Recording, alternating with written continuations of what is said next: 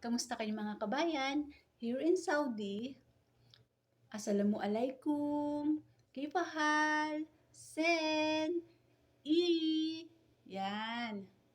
Mga words dito na madalas kong naririnig.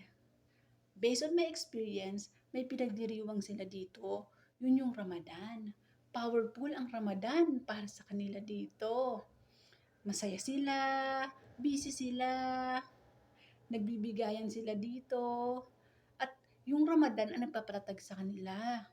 Meron silang isang buwang fasting. Walang kain, walang inom-inom ng tubig, at walang nagmamahal sa akin. De, joke lang. Sana all sa mga, may mga inspiration dyan. Okay, anyway, tulad nating Pinay na nagtatrabaho dito, challenges para sa atin yun, di ba?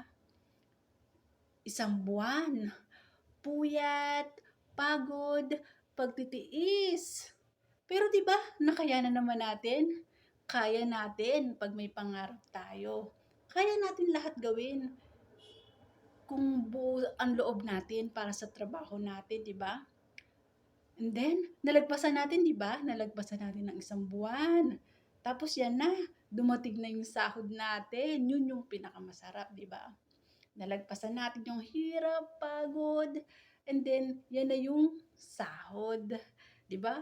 Pag may tiyaga, may nilaga. Yan. Masaya tayo dapat. Lagi tayong positibo sa buhay. Lahat kaya naman natin gawin, 'di ba? Kaya mag ang kaya naging motivation sa atin yun, Ramadan. Okay? Yan. Sana nagustuhan niyo yung video ko. Maraming salamat sa mga nag-views. Okay. Bye!